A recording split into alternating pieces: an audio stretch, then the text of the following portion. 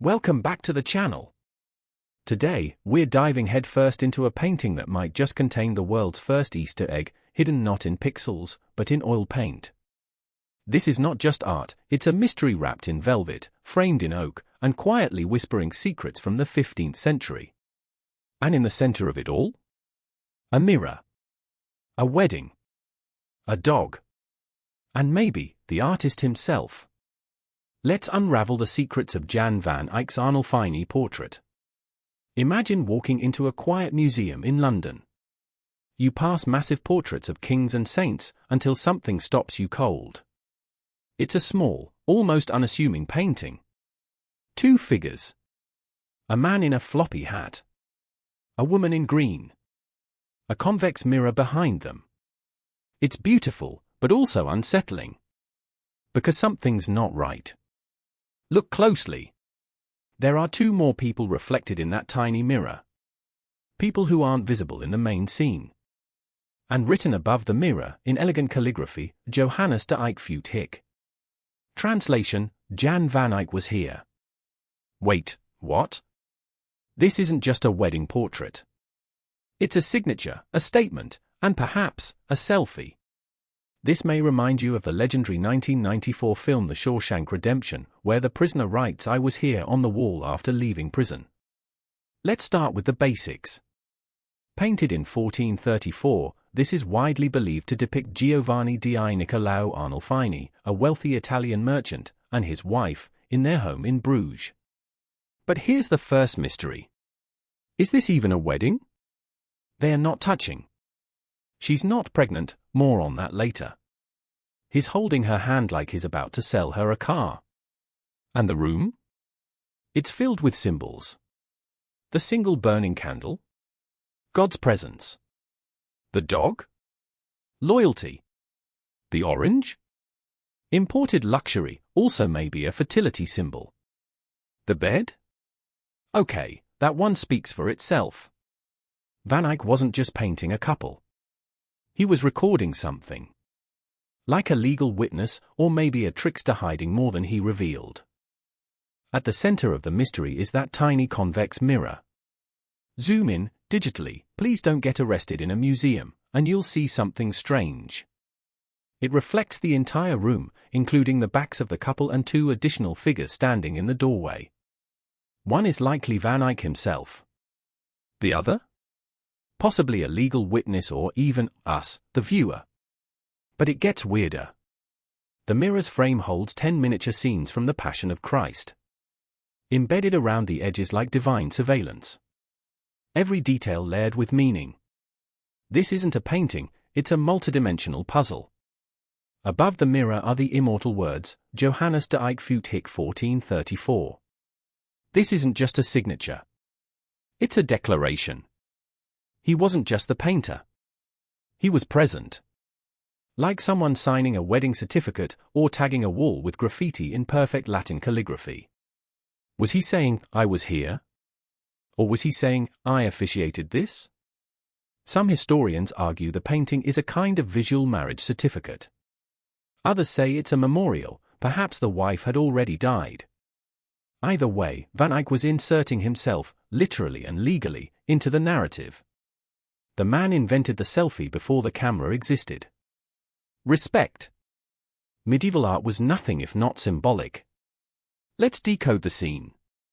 The chandelier, one candle lit, one snuffed. Duality of life and death? The dog, not just loyalty, dogs were often linked with sexuality. Yup. The shoes, removed. Indicating a sacred event. The bed, highly decorated. Symbol of wealth and marital relations. The green dress, fertility, sure. But also fashion. And green was expensive. Art historians have been arguing for decades, is this an engagement, a wedding, a memorial, or a symbolic document of legal unity? Whatever it is, it's not a standard portrait. It's a living contract. That mirror. Again. Those two figures. Reflected but unseen in the main scene. Could it be Van Eyck slipping into his own work 500 years before Alfred Hitchcock's cameos? Some even theorize this was a marketing move. A visual calling card. Hire me, and I'll make you immortal. The perspective is too precise. The reflection too detailed. This was technological wizardry in oil. Jan van Eyck wasn't just ahead of his time. He bent time. And maybe space, too. Van Eyck lived in a world where art, religion, and commerce collided. The Arnolfini portrait stands at that crossroads. A religious overtone in the candle and passion scenes. Commercial wealth in the clothes and furnishings. Romantic? Maybe. But subtle. Like, I love you enough to spend 3 weeks getting my hat painted. This wasn't just a couple saying cheese. It was legacy making. Image building. A medieval Instagram post meant to outlive them all. Modern technology brought new secrets to light. X-rays and infrared reflectography have shown changes underneath the paint. Originally, the woman's hand was in a different position. Details of the dog were altered. This means Van Eyck revised. Rethought. Refined. It wasn't just divine inspiration. It was design. Precision. Editing. The man photoshopped with brushes. Also, that mysterious fruit. Not native to Bruges. Imported from Spain. More status symbol than snack. Let's get symbolic. A mirror reflects. But in art, it reveals. It invites the viewer in. In the Arnolfini portrait, it becomes a portal. You're not just looking at a scene. You're part of it. This was revolutionary. Breaking the fourth wall before the fourth wall had a name. Some even call it the birthplace of the observer. Art wasn't passive anymore. It stared back. And Van Eyck? He was the man holding the curtain open. The painting has inspired endless debates, books, and documentaries. It's been parodied in ads, cartoons, and modern art. The mirror motif appears in cinema, fashion photography, even memes. This isn't just a 15th century oil painting. It's a cultural virus, infecting minds across centuries. Also, can we talk about that hat? Iconic. What is the Arnolfini portrait, really? A wedding? A will? A marketing tool? A cosmic mirror reflecting mortality? Maybe it's all of them. But more than anything, it's proof that art isn't just about what you see, it's about what you notice.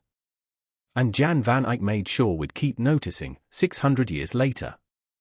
So next time you look in a mirror, ask yourself, is someone painting you? Don't miss out our new videos and please follow and hit notification bell so you don't miss our new videos. Thanks for watching and you are important for us. See you next time.